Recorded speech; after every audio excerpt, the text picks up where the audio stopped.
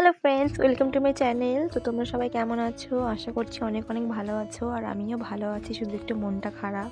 কেন খারাপ ওটা তোমরা ভিডিওটা দেখো তাহলেই বুঝতে পারবে। তো সকাল সকাল উঠে পড়েছি। তো সবাইকে জানাই সুপ্রভাত, আজকের দিনটি সবার খুব ভালো কাটুক।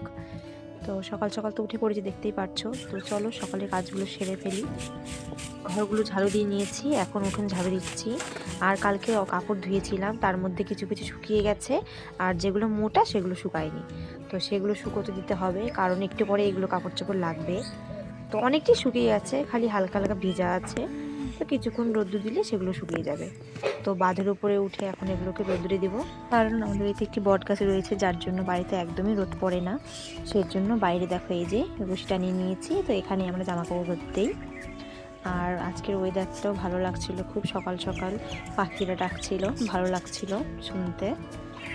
তোমরা একটু শুনে নাও আওয়াজটা কেমন লাগছে বলো।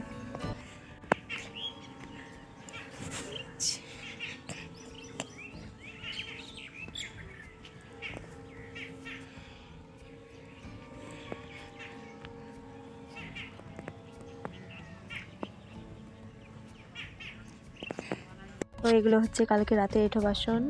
রাত করে মাজা হয় না, কারণ ঠান্ডার দিন। গরমের দিনে তো মেজে রাখি, কিন্তু যেহেতু ঠান্ডার দিনে অত রাতে খাওয়া দাওয়া করি, তারপরে আবার বাসন মাজা ইচ্ছে করে না, তাই সকালবেলা করে মাজি। তো ওইদিকে বাসন মাজা আমার হয়ে গেছে।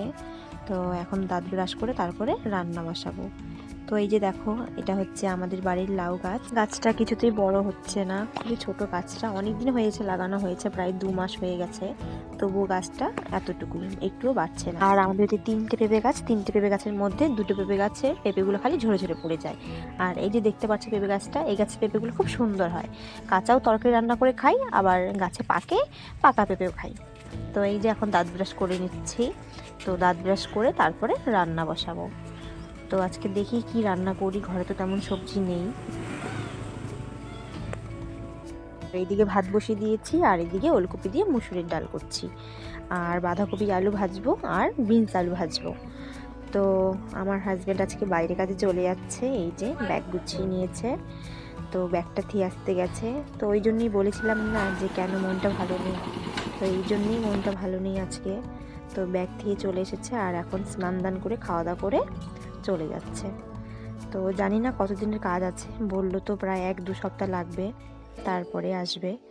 তো সেজন্য আমি এখানে থেকে কি করব, মনটা ভালো লাগবে না, সেজন্য ভাবলাম যে বাড়ি থেকে ঘুরে আসি। তো এই যে আমিও রেডি হয়ে গেছি স্নান দান করে। ওই যে আমারও ব্যাগ প্যাক করা হয়ে গেছে। তো এখন আমিও বাড়ি চলে যাব। তো চলো বাড়ি গিয়ে তোমাদের সাথে দেখা হবে। তো বোনকে ফোন করলাম, ফোন করে বললাম যে আয় আমাকে এগিয়ে নিয়ে যা। তো এই যে বোন আমাকে এগিয়ে নিতে চলে এসেছে। তো আজকের ভিডিওটা এই পর্যন্ত। যদি ভিডিওটা ভালো লেগে থাকে তাহলে অবশ্যই লাইক করে দেবেন, আর পারলে একটা কমেন্ট করে দেবেন। তো টাটা, আবারও দেখা হয় পরের ভিডিওতে।